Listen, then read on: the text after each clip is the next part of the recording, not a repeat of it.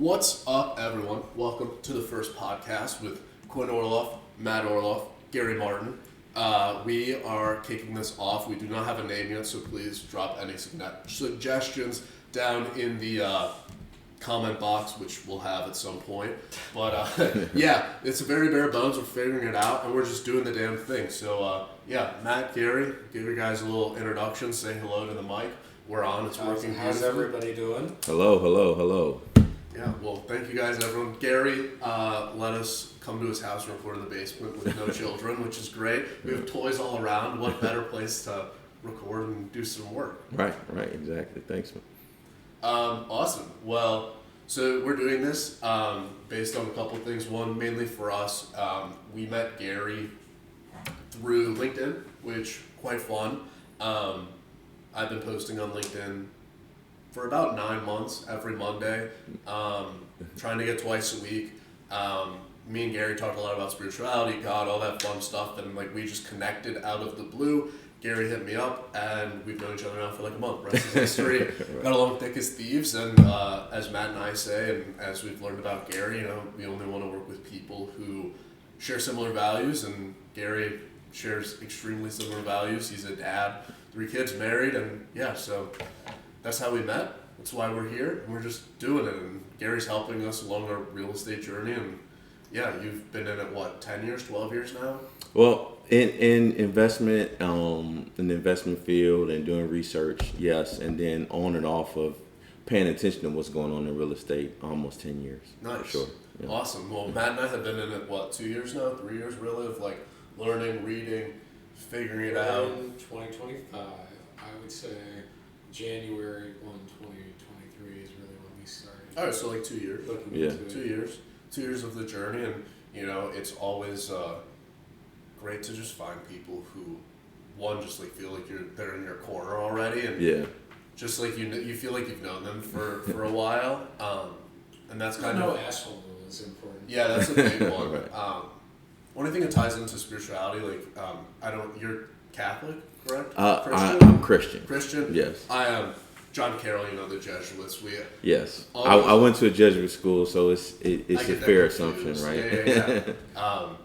But we really connected over all that fun stuff and just figuring out kind of like people who come to you as they're supposed to, and the people who want to be in your life are going to be in there and like grind. And Gary is 100% a grinder. And it's been really fun getting to know you and just getting to know all the things you've been doing. And yeah, Gary also is a big AI fan, just like us. He actually showed me the website tool that we're using to build it out, so super cool. Let me think, what else? Yeah, I mean, just shout out to you guys. You know, I saw you building Pit Crew Properties. You reached out to me on LinkedIn, checked out what you were trying to build. Obviously, I have some awareness of the property management industry, and you know, just seeing guys who are just a little bit younger than me out there hustling.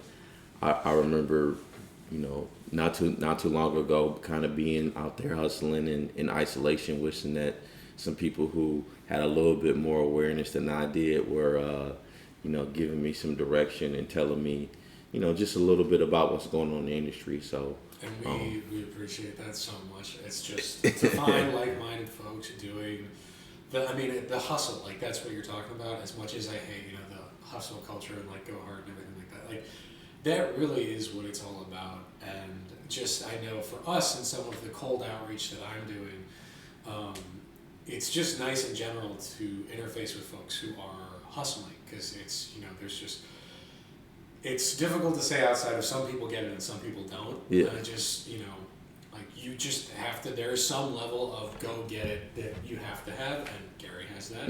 We like to think that we have that, and it's nice to be around. I don't think that I have, but I have. There's no think. I know I got it. And I'm just off your train. It's really appreciated. And it feels cool and good. And I know we talked about this last time, not on the mic, but the teaching aspect of it all. It's like, I know you're a dad, and Matt and I both want families, and it's like, how would you want someone to treat your kid, and how would you want them to mentor someone who's like not your parent or brother or anything outside your family? And it's like, oh yeah, that's cool to find people like that. why I love Cleveland also and why I don't think I'll ever leave is because you find people like Gary, like other mentors that we have who just want to see you succeed and like work together. And it's like, there's no, yes, the money's cool, but it's like, how do you find people that you enjoy working with who have the drive, who want to do cool things? And it's like, okay, yeah, I want to do cool things so I can support my family and like showcase that they can do anything that they want because like we're doing the damn thing, right? Exactly. And especially with and I know we're wrapping up the intro here, but especially with, you know, there's a lot of work to be done, and with AI being a big growth opportunity, I think it's all about having direction and working with the right people right now over worrying about growth and, you know, not being sure of if there's enough out there for everyone. There's going to be plenty. Yep. There's not a lack of resources, and kindness kills. That's kind of been, I know we talked about it the first time we met, and what Matt says, the no asshole rule, and it's finding the when you create relationships that are not strictly about money, you create non-transactional relationship. Yeah, it's how I've seen everyone, and I mean, you're an avid reader as well. I mean, every book that I've read with successful entrepreneurs, it's like none of their relationships that have been amazing, that have created all of this wealth, are about the money. They don't care about the money. They care about the relationship, building something cool, who you can connect with in the community, how you can make things better. I know we've talked about Cleveland and how parts of Cleveland have been left alone while like people on LinkedIn and things like that. It's like, oh, Cleveland's amazing. It's like, yes, but there's pockets that need to get better for sure. And no one wants to talk about it. And no one wants to develop it. And to me, it's the entrepreneurs that afflicts it, right? Those, we're the ones that have to do the actual work and get things done and build things out. For sure. Let's go into like what we're building all together. Dog fooding our own products. Gary, kick it off with what you're building for your property management, the delinquency agent, if you want, or however you want to take it. Yeah, sure. But I think from what you showed us on the delinquency agent and our developer, which was really cool, and you've met Curtis. One, the possibilities of doing it, and like Gary came over to our developer's house, which is very much Curtis, which he'll get a plug at the end. Very much tech. We work out of the garage. It's really fun. It's exactly what you would think a developer's house would be like. And basically we just sat around and talked about our entrepreneurship ideas, what you were building, what we were building. Gary played his delinquency agent video and showcased it. And he was like, Curtis, you think you could build this? And Curtis was like, yes, I can build this. And just those things, those relationships, talking to those people, and kind of, if you can just go into one, how you thought about it from your process, and where you kind of see it going, because I know we've talked about AI agents off the air, and all the space that we think it can be improved for the property management space for the people who are not really innovating, because as you've told us, as we've started to see, no one really innovates in property management, which we all see there's this huge need for innovation within the industry. It's a lot of, like we've talked about in the M&A space, a lot of boomers who are holding on to their old ways, which is okay, but at some point they're going to sell. I don't know about that. It's okay until they want to sell the company and all the things don't line up. But we're here to innovate. That's what we like. The entrepreneurs are here to do it. So take floor's yours. It does give us an opportunity. Yeah. So I would say about 2 years ago, before I decided to really deep dive into the real estate space, I do what I always do when I'm trying to understand the industry, is I go to trade shows, and I try to find the best and brightest in the industry to see what they're doing. And I went to a trade show for property managers, and I noticed that there were... Where was it, and what was it called? It was in California. It was a NARPM event. Nice. National Association of Residential Property Managers. Cool.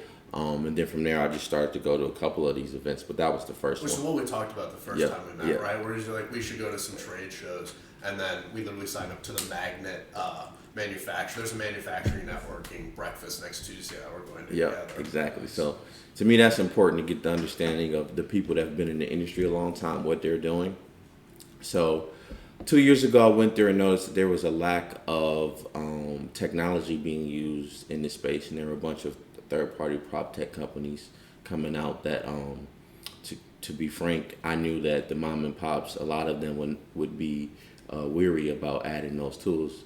And so just deep dive into the industry and started building out these workflow tools to help us with our process and using overseas talent to help do it. And as I've started to continue to develop our technology stack, I noticed, wow, this AI is coming out and it's coming out fast, and started to educate ourselves on how to leverage AI in our marketplace or in our business as a company that doesn't have a lot of technical people on our team. So we spent, I would say, 2 months in December just building out basic AI tools from December to about January. Okay. And then decided to show a buddy of mine who manages units in Cleveland, this AI agent that we built to do outbound calls, right? Where, hey, we're a property management company and we want to make outbound calls to people who own real estate. And he told me, Gary, that's great, but the issue we have is with our delinquencies. There's a rise in delinquent tenants in the U.S., and that's when I decided, well, I think we can build one for you to help you with your delinquencies. And also, delinquency, for anyone who doesn't know, it's for people who don't pay on time, right? Yes. And then one of the things that literally we talked about from that is HCAC, right? Where people just like, you get your money. ACH payments. Yeah, that. Where you get pulled, and like literally, we talked about this, and like that was something that came up where it's like, okay, if we manage a property, we should do that so then we don't ever have that issue. And it's like, oh, you don't uncover that or that thinking outside of the box without the problem. Sorry, not to cut you off. Yeah, no worries. But it's so he discussed that the issue he's having as managing a large portfolio is there's an increase in tenants not paying their rent on time, right? Now, what I decided to do was, okay, let's build one for ourselves first to get it to work properly for our delinquency process, which is very important, right? What I'm finding in terms of building out these AI tools is that if you have a process that's captured internally where you have access to your data, it makes it much easier to prototype and build out these tools. So we built out a delinquency agent in about 2 weeks, and we had him test it, and he's like, "Holy crap, this is great!" So he was, going off on the agent, doing all kind of scenarios that you would encounter in a regular process, and now we've been working on building that out. Well, you've gotten people where you've showed and they're like, "Damn, I need this, right? Like, how do I get this?" And I think that's really the cool thing about we could solve problems in whatever vertical it is in this space, because I think solving problems in entrepreneurship is all very similar to the same degree of like, if there's a problem, figure out how to solve it. And I think it's really cool that not only did you see the problem, you went out and built it, and now it's like, okay, you show some people, and now it's like, okay, well, it's not where we need it to be, right, for it to be that thing. But with AI, you can be like, okay, I have this problem, I can now go build this thing to showcase that there is some problem and there's a niche for this, right? And then now instead of taking that abstract idea, you now be like, okay, we have this thing, go to private investors, go to any venture people, or how to raise money, and it's like, people want this based on what you've already produced on some AI tools and sitting down and just thinking about a problem. And how cool is it that we're in a time as entrepreneurs where it's like, okay, I can take my abstract and put it into something real, which is why I love Lovable, because I literally been able to take from our deck and just what I've been thinking of for 2 years with Matt, be able to literally put it into a website format. And I showed Curtis, our developer, and he's like, God damn, this is clean as hell, this is so nice. And it's like, okay, no, I can take that from a developer avenue like you've done, right? It's like, okay, I have this thing, this is my idea, it works, people want it, how do we now make this and execute it? And before that, it would have cost $50,000 to make this without, any technical experience. And you could just you did it in 2 weeks, right? You said it was like, okay, cool. The timing of this is so fast, and the problem solving, and just okay, no, how do you continue to talk to your customer base, talk to your people? What's good? What's bad?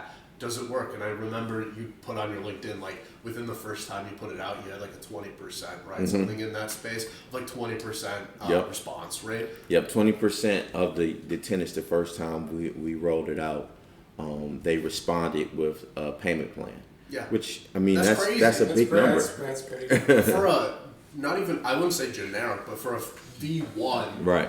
AI tool that you built with no technical experience to get a 20% return rate on people going, okay, no, I'll pay by this. That's incredible. Yeah, it's awesome, and I think one of the big factors is, why it took us only 2 weeks is because the person building it out also understands the process.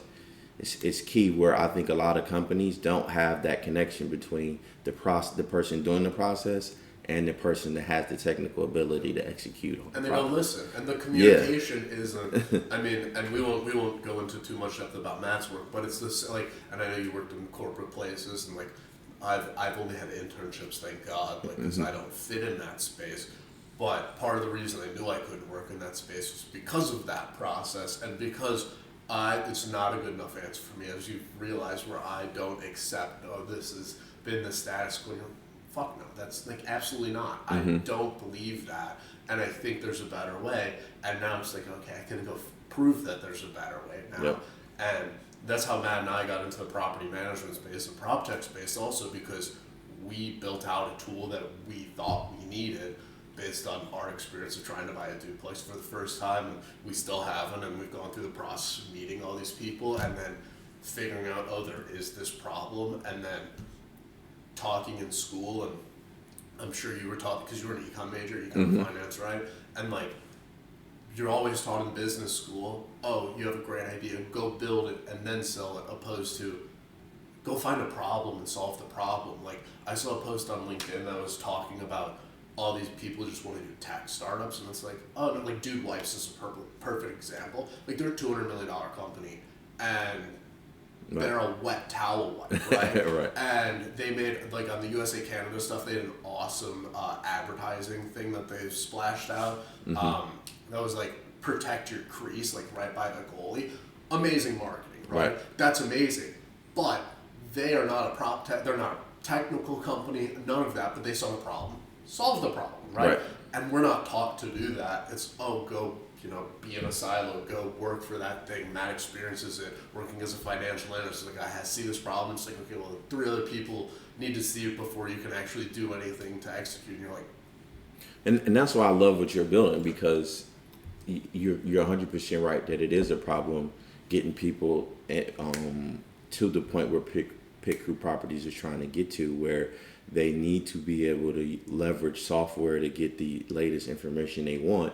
If we kind of want to long-term democratize the ownership of real estate and get back to a little bit of that mission stuff that we talk about, right? Like, and I think, like I've told you before, a lot of what you're building so far is that front end visual. I won't make it simple and easy for people to interact with it, but I think where I come in and where we have that synergy is understanding the back end reality of what it takes to manage a property and having some of that feed through what you guys are building to help, solve the same problem. Well, like, think about all the things where it's like, I know Curtis, but when like the Face ID stuff came out, like he made a Face ID thing, like that he owns the code for, all that fun stuff. So it's like, okay, how can we do that with keys, right? And it's like, on any building we buy, like, I know it's going to appreciate if we put in electric keys, right? Cool.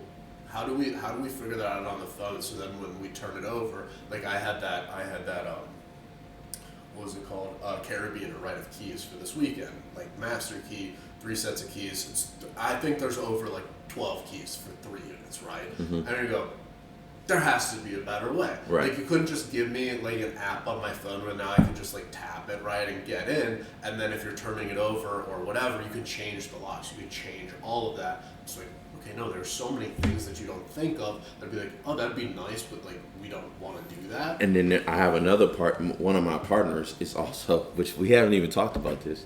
He's invested in a company that is solving this key issue for tenants and vendors at the apartment level. That's awesome. So we can talk to him about it at some point. And then for us, like, even on in the scattered site, single family, or if you got a bunch of places around the city, we've come up with not tech advanced ways, but hey, make sure every house has a lockbox on it. Just those simple things, and knowing the importance of those things, I can't say enough how important it is to have that in your process to avoid a bunch of issues not knowing these things later. So that's Well, think about this too. I saw this, so like part of the reason I love AI, right, and like Matt can attest to this, because like I like researching, but like I don't like digging for research. I never have. Like I was an English major, did not like going to the library to find quotes and stuff. Like it's just a pain in the ass, right? ChatGPT is wonderful because you can go, like, ask it a question, right?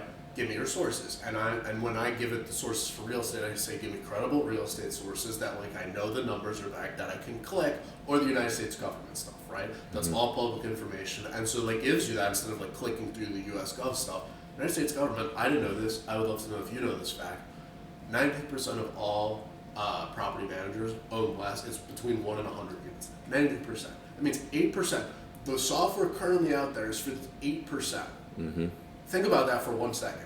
The software out there, I'm going to repeat that. The software out there is built for 8%. Granted, they make a lot of money on that 8% of people because they own institutional investments in apartment buildings and whatever. That 8% makes up more than the majority of. Oh, for sure. Cash But think about the 90% that no Yep. one's touching, that no one's making.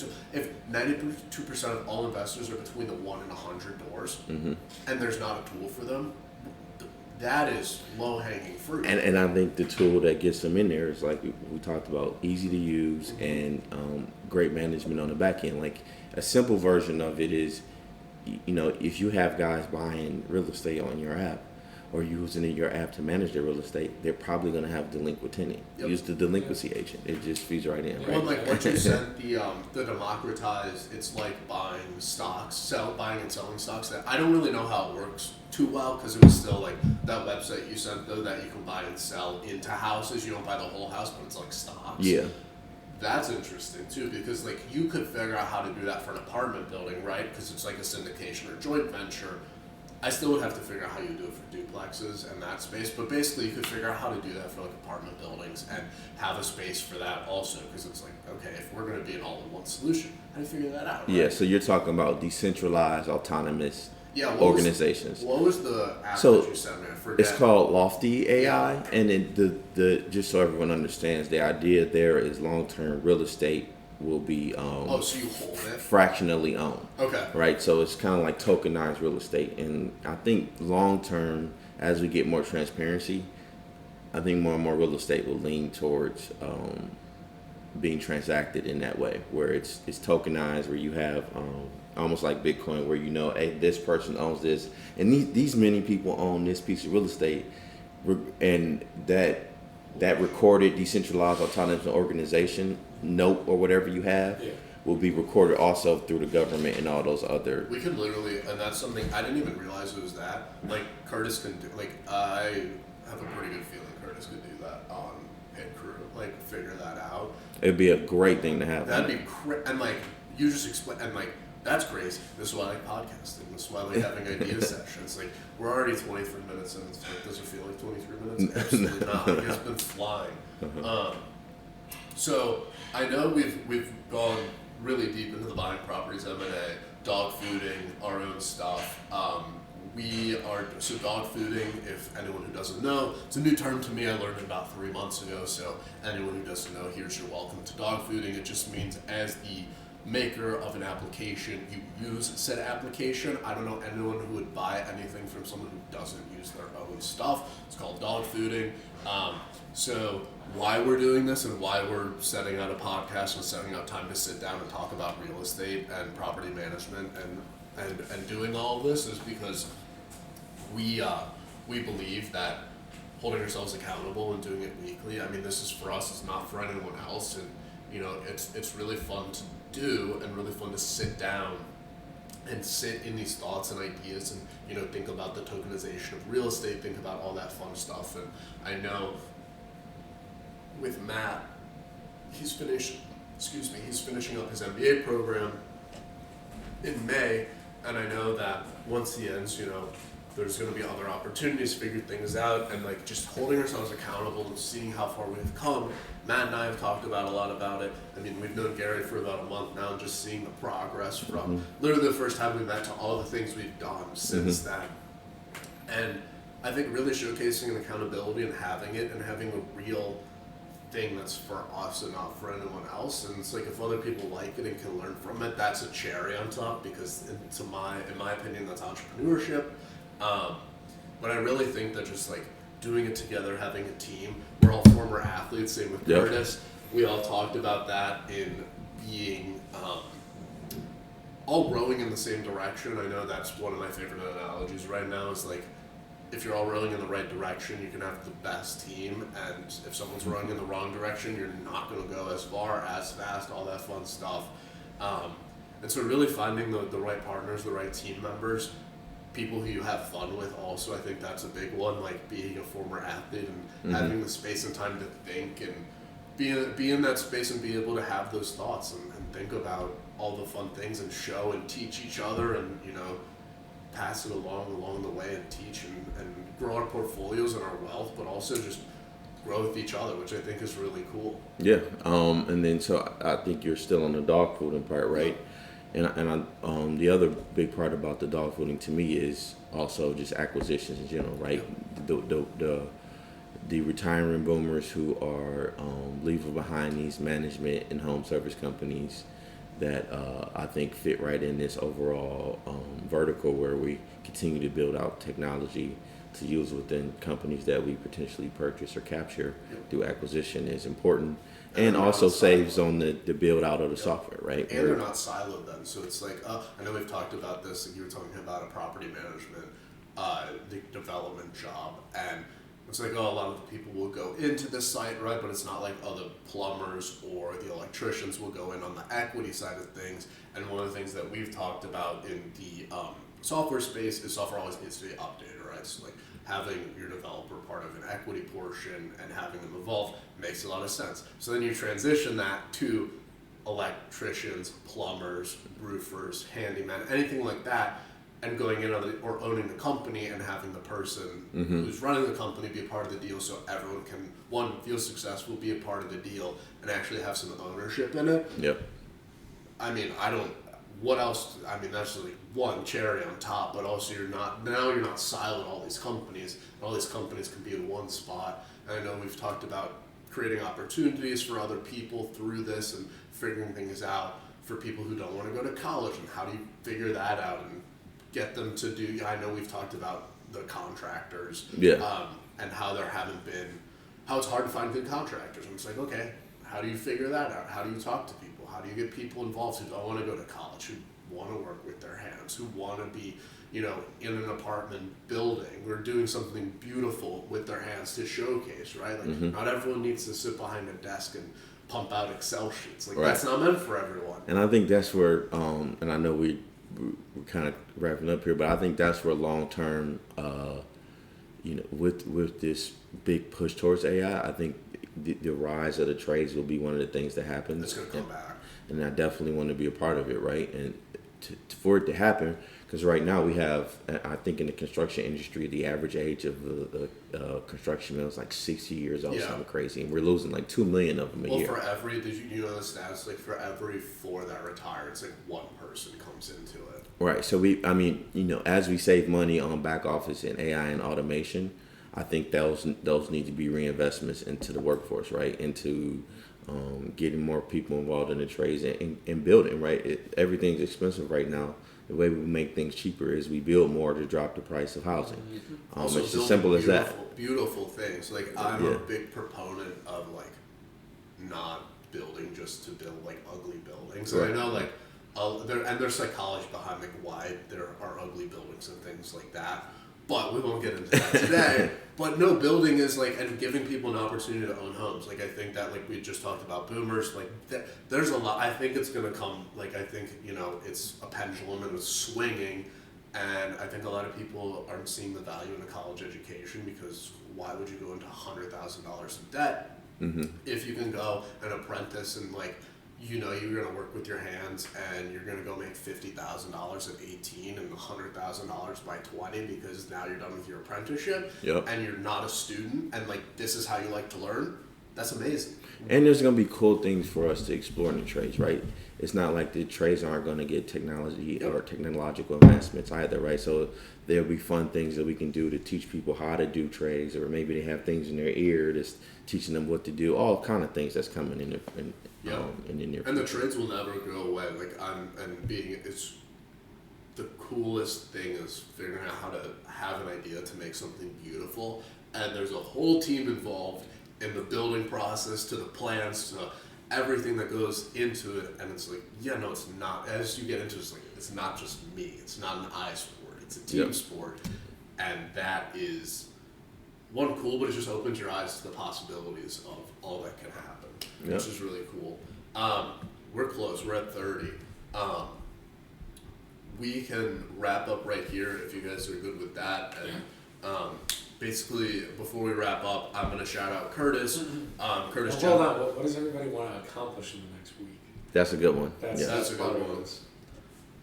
My next week, so I can start. If go for it. All right. So the biggest thing I need to do in the next week, we just came from a meeting with a possible investor, so I need to really get our run rate nailed down. I need to understand what it's going to take legalese-wise to get us basically our back end covered for when we do get funding.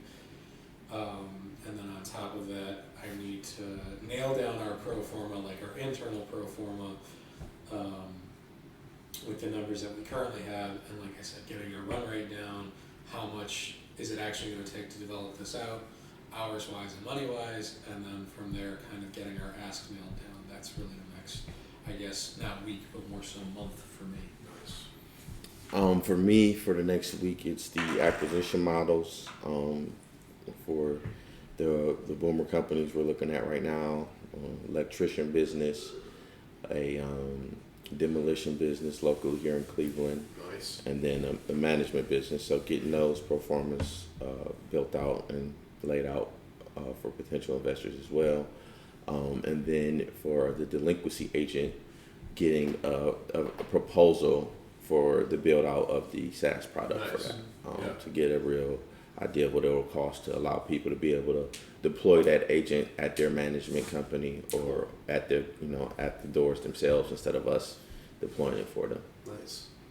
My next week is, as you'll see, it's fucking crazy.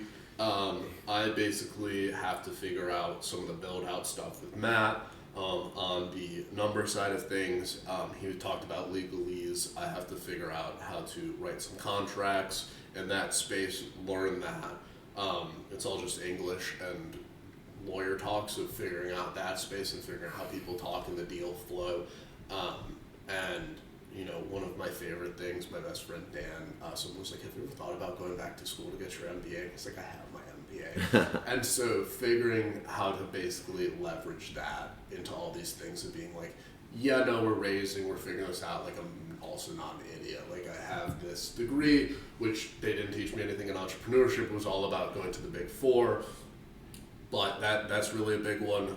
Figuring out, I have to do a lot of scheduling for the turnovers of those 3 units. Actually, after this, I'm going to text Nick about that to figure that out. And then basically it's going to be looking over the acquisition stuff and models and basically just learning all of that stuff so I can understand and have conversations, or at least sit in on those conversations, understand what's going on as we continue to grow and, continue to be the face and figure things out and meet people. And got to get prepped for that magnet lunch next week, which we'll probably record before then, but that would be cool. And yeah, we killed this. It was 33 minutes. So perfect. We kind of absolutely murdered this on time, and I think we accomplished a lot of it. But yeah, this is the first one. It's only going to get better from here, and I'm excited to see where we all go with this and how we grow and expand. And yeah, I think next week we kick off where we left off from our next steps. Yep, works for me.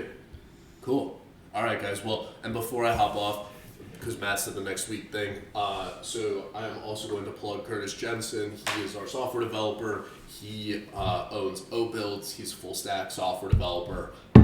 He went to Case, sold his first company.